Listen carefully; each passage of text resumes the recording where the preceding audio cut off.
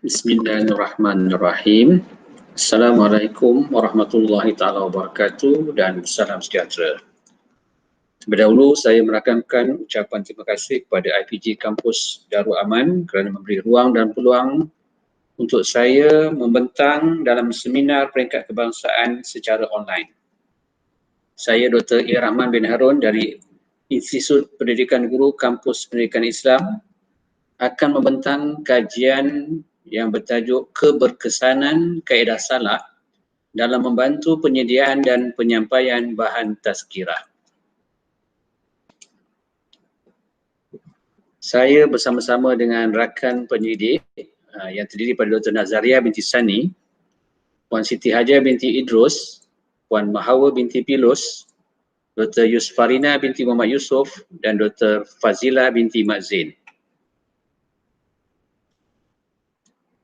Baiklah, saya bermula dengan pendahuluan berkaitan dengan tazkirah merupakan ceramah ringkas hal-hal positif berkaitan agama Islam sebagai satu medium untuk memberi peringatan, perenungan dan pedoman untuk menghadapi kehidupan definisi yang diberikan oleh Kamus Dewan 2007.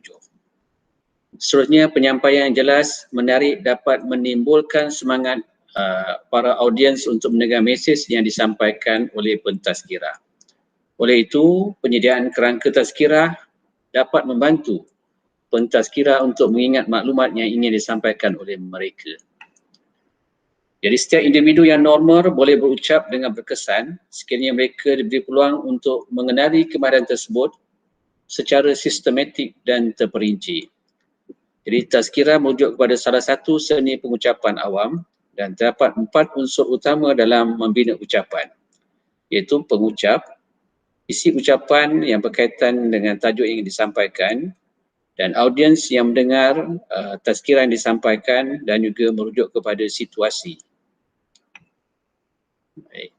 Berkaitan dengan latar belakang kajian, pelajar PPISMP telah diberi pendedahan tentang pengucapan awam menerusi subjek wacana penulisan GWP 1092 dan Bahasa Melayu Kontekstual GBM 1103. Sementara pelajar PISMP dan alumni IPG Kampus Pendidikan Islam, mereka sebelumnya telah diberi pendedahan berkaitan dengan tazkirah dengan kaedah salak. Tidak semua pelajar berkemahiran impromptu. Apa itu impromptu? Impromptu bermaksud secara spontan untuk menyampaikan ucapan ataupun tazkirah, kecuali mereka yang benar-benar berbakat. Terdapat pelajar yang hanya menghafal teks. Selain daripada itu, kebanyakan juga pelajar hanya membaca teks. Oleh itu, penyelesaian masalah bagi permasalahan ketiga-tiga masalah yang saya nyatakan tadi extemporaneous, iaitu dibuat persediaan rapi hasil gabungan daripada ketiga-tiga masalah di atas. Jadi pihak kami ataupun kumpulan kami telah memperkenalkan tazkirah dengan kaedah salak, diperkenalkan sebagai pengayaan ilmu dan seni dalam pengucapan awam. Di sini saya turunkan tentang tazkirah kaedah salak. Salak merujuk kepada S siapa, A aktiviti, L lokasi, A alatan dan seterusnya K keterangan. Siapa letakkan ganti nama diri, jantina atau kumpulan. Aktiviti berkaitan dengan pelakuan atau tindakan. Lokasi merujuk pada tempat. Alatan barangan yang digunakan pakai. Seterusnya keterangan memperincikan pelakuan atau tindakan. Jadi objektif kajian yang pertama, tazkirah dengan kaedah salak mudah disediakan oleh pentazkirah. Yang kedua, tazkirah dengan kaedah salak mudah digunakan oleh pentazkirah dalam penyampaian tazkirah kepada audiens. Jadi ada dua persoalan kajian. Yang pertama, adakah tazkirah dengan kaedah salak mudah disediakan oleh pentazkirah? Yang kedua, adakah tazkirah dengan kaedah salak mudah digunakan oleh pentazkirah dalam penyampaian tazkirah kepada audiens? Di sini saya turunkan kerangka konseptual berkaitan dengan tazkirah daripada penyediaan, penyampaian, kesukaran yang dihadapi oleh pentazkirah dari segi aspek asertif, direktif, ekspresif, komisif dan retorik. Seterusnya, pihak kami telah memperkenalkan kaedah salak untuk penerimaan audiens. Metodologi kajian. Jadi kajian berkaitan dengan kajian kuantitatif dan juga kualitatif. Jadi kaedah tinjauan berkaitan dengan soal sidin telah diberikan kepada 58 orang pelajar IPG Kampus Pendidikan Islam melibatkan pelajar PPISMP semester 1, PISMP semester 1, PISMP semester 7 dan alumni IPG Kampus Pendidikan Islam. Di data telah ditadbirkan secara atas talian diberikan secara Google Form kepada pelajar melalui WhatsApp.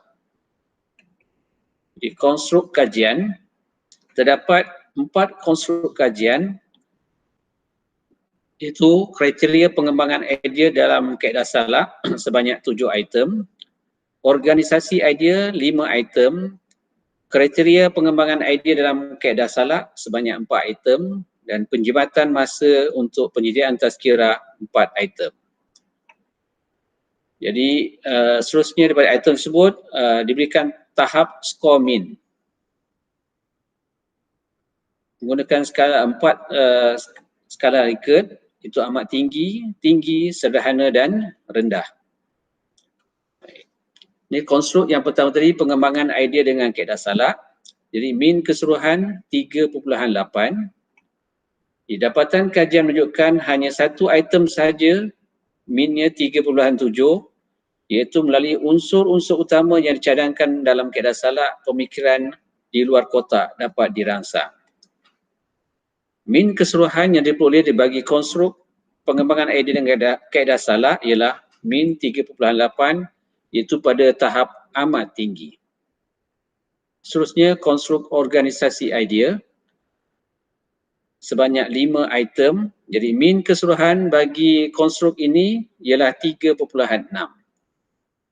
Dapatan kajian menunjukkan 2 item memperoleh skor min tertinggi, iaitu min 3.8 bagi item susunan unsur-unsur utama dalam kaedah salak menjadikan penyampaian lebih mudah difahami.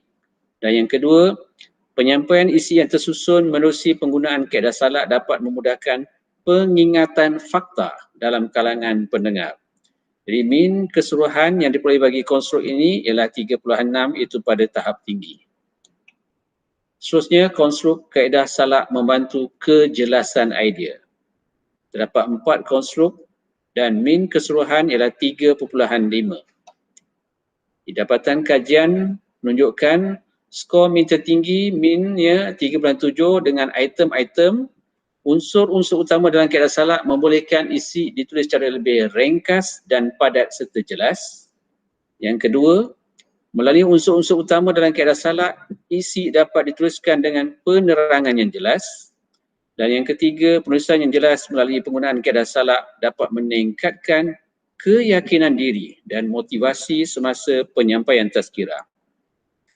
Seterusnya, min keseluruhan bagi konstruk ini iaitu pada tahap tinggi. Seterusnya, konstruk penjimatan masa penyediaan tazkirah. Terdapat 4 konstruk dengan min keseluruhan 3.2. Jadi, hanya satu item saja yang mencapai nilai min 3.7, iaitu konstruknya, penulisan yang jelas melalui penggunaan kaedah salak dapat menjimatkan masa penyampaian tazkirah. Baiklah. Jadi kajian menunjukkan tazkirah mudah disediakan dan tidak susah diolah oleh pentazkirah. Seterusnya, jadual salak menggalakkan percambahan idea dalam minda penyampai tazkirah. Isi tazkirah lebih kritis kerana bahagian keterangan memperincikan isi atau maklumat yang cuba disampaikan oleh pentazkirah. Seterusnya, pendengar mudah memahami isi tazkirah kerana disusun dengan teratur dan terancang atau lebih boleh saya katakan bersistematik. Kaedah ini menjimatkan masa untuk pengembangan idea dan efektif kepada pentazkirah. Baik. Jadi rumusannya, yang pertama dapat pihak kami nyatakan bahawa tazkirah dengan kaedah salak begitu efektif kepada pentazkirah.